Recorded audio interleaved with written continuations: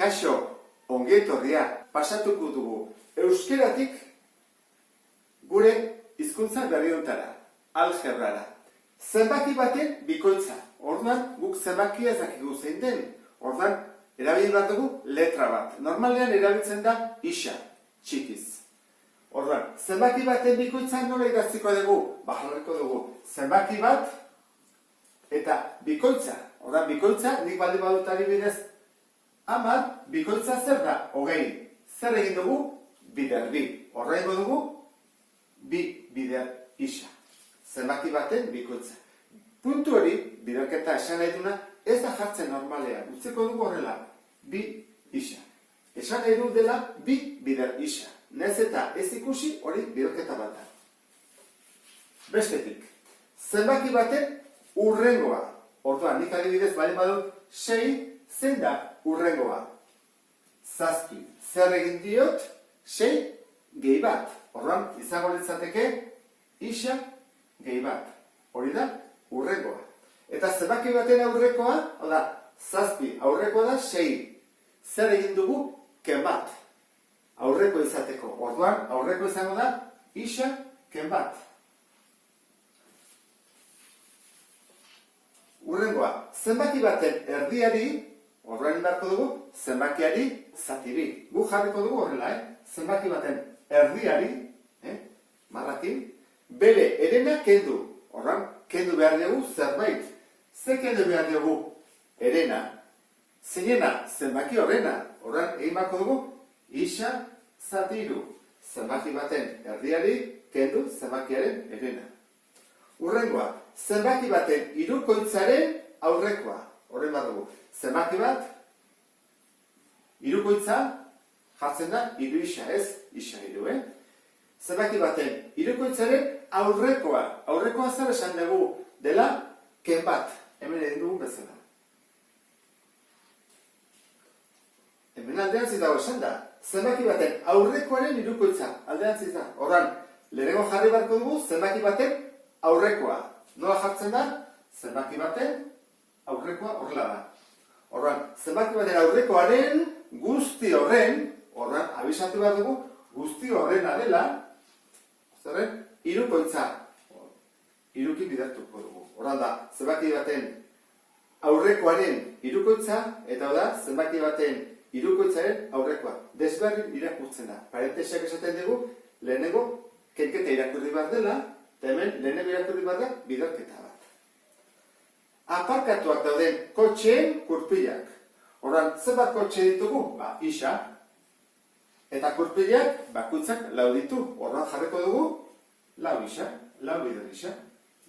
Eta azkena, 1,75 euro kiloko balio duten isa kilogramo kopuruaren, sagarren prezioa. Horran, gu ditugu isa kilo, zakigu zenbadian, zein zaba bere prezioa? Kilo batek, edo bakoitzak baldio badu 1,75, egin barko dugu isa, eta bidertu barko dugu honekin 1,75 isa. Hola geldituko ditzateke. Horran, hau da, adierazpen algebraikoak. Eta zenbaitetan oso importantea da zenbakizko balioak esatea. Zenbat balio duen bakoitzak. Hortarako esan behar dute isak zenbat balio duen. 1, 2, 10, -3, 214.000, apart. Orduan, guazte pentsatzea, isak balio dura, zerbetara egitagatik, isak berdin 6. Orduan, isak 6 balio badu, zenbat balio kasu bakoitzean, eta orduan hasi barko nuke. Zenbaki baten bikoitza, orduan da, 2 bider, 6 egin barko nuke, hemen puntua jarri beharra dago. Hemen ez, baina hemen bai, ze puntua ez badu jartzen, zesan nahi du hori dela, 26, eta ez dugu nahi. Horren, 2 bider 6 da 12. Gusten ez den bezala, zenbakizko balioa 12 da. Zergatik, zenbakiak 6 balio duelako. Esaten bali dute, 7 balio duela, egin barko nuke, 2 bider 7. Hurrengoa, hemen, zen izango litzateke zenbaki baten hurrengoa? Egin barko nuke, 6 gehi bat, berdin, 7. Horra, zenbakizko balioa zen da, 7. Ondo dago, zenbaki baten hurrengoa, hau da, 6 urrengoa 7 da, bai, ondo dago. Urrengoa, 6 kenbat, 5. Ondo dago, onda, 6-ren aurrekoa 5 da, bai, ondo dago. Orain, zenbaki baten erdiari bere herena kendu. Orduan, zenbakia 6 da, 6-ren erdiari kendu 6-ren herena. Orduan, 6 zati 2, 3. 6 zati 3, 2. 3 ken 2, 1. Orduan, nik 6-ren erdiari 6-ren herena kentzen badiot, geritzen ez, batekin bakarrik. Urrengoa, zenbaki baten hirukoitzaren aurrekoa.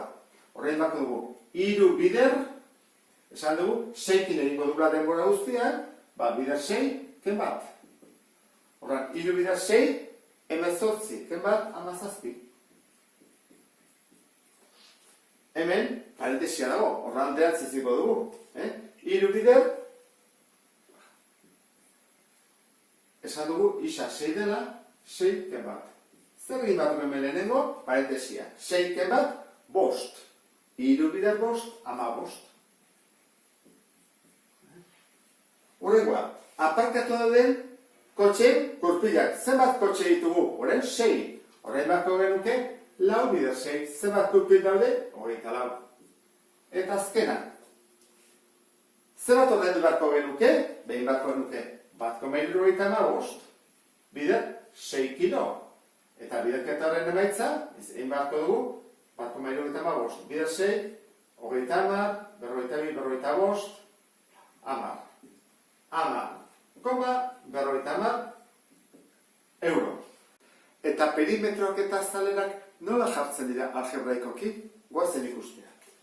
Hau, izango baliz karatu bat, perimetroak kalkulatzeko zer egin behar da? Alde guztien batura. Orduan, alde guztiak berriak direnez, hau izango izateke isa, hau ere isa, isa eta isa. Beraz, perimetroa zen bada, denen batura, isa, geisa, dira, 4 isa. 4 bider isa. Puntu ez dugu jartzen. Hemengo perimetroa, hau laukizuzena izango balitz, hau da isa, eta horra, goikoare da isa. Eta hau bali bada i, hau ere da i. Orduan, zen bada buelta guztia, alde guztien batura, baditugu horrelako bi, beraz jarriko nuke bi isa, bi bider isa, gehi, eta bi ditugu, horran, bi biderri. Eta hemen, perimetro honantan, 3 alde ditugu eta 3 alde ezberdinak. Isa, igerrekoa eta 5, horran, 3 batuko ditugu. Isa, igerrekoa, gehi 5. Horrein guazen ikustea, azalerak nola egiten dira. Azalea da, oinan bider altura, forma honta denean. Eta hontan ere bai. Hontan da, oinan bider altura, zati bi, zeda, karratuaren edo laukizutzenaren erdia. Orduan, guazen egitea, oinan bider altura, oinan zen bada isa. Altura, isa. Orduan da, isa, bider, isa. Guk isa, bider, isa, nola laburtzen dugu. Ez dugu hor laburtzen. Zu bai mazu, 5 bider 5, nola laburtzen da. Oida, 5 berbi ez da? 25. Hemen ere berdin, isa, bider isa, laburtuta jartzen dugu, isa, berbi. Honek esan nahi du, bi aldiz isa bidertzen, bere buruarekin. Hau, oina bider altura, isa, bidertu, hau ezin dugu laburtu. Bizkiak desberdinak dira, ezin dugu jarri berbi. Eta beste honetan, oina bider altura, isa, bider 5. Ez dugu jartzen isa, bider 5, jartzen dugu alderantziz. 5 bider isa, punturik gabe. Eta erontara, adierazpen algebraikoak ataitezke, bai perimetroentzat eta bai azalearentzat. Adierazpen algebraikoaren azkeneko adibide ikusiko dugu. Hemen dugu, 1, 2, 3, 4, 5, eta nahi ditugu zenbakiak, 20, nahi ditugunak, eta deituko diegu N. Deitu eteke badakizue, isa, Y-koa, Z, A, B, kaso honetan, guazen pentsatzea N direla, hau. Eta behan, esategu, adierazpen algebraiko honek, bi N-ken bat. Zer nahi du honek? N bikin egin behar dugu, bidertun behar dugu, eta gero, bat kendu. Beraz, izango izateke zenbaki baten bikoitzaren aurrekoa. Ta hau nola egiten da? Jartzen dugu, bi N-ken bat. Hemen zer da? Bat, ezta? Beraz, enek balio du bat. Nik enek kentzen dut, eta jartzen dut bat. Horrela. Bi bider bat, ken bat. Zenbat da? Hau da, bi, ken bat, bat. Beraz, hemen da, bat. Zenbakizko balioa aurkitu dut. Beste bat. Bi bider, bi izango da orain, ze enek bi balio du. Eneren ordez, bi jartzen dugu. Ken bat. Bi bider, bi, lau, ken bat, hiru. Beraz, hemen, atatzen da, hiru. Horren, urrengoa, hirukin, bi bider, hiru. Ze enek hiru balio du. Bi bider hiru, sei, ken bat, bost. Bueno, ikusten duzun bezala, gauza, bitxi bat gertatu da, ezta? Bak izute zein dena, pentsatu, egin aurretik. Bai? Nik uste asmatu duzutela, Aber, egin dezagun. Bi bider, lau orain, ken bat. Bi bider lau, zortzi, ken bat, zazpi.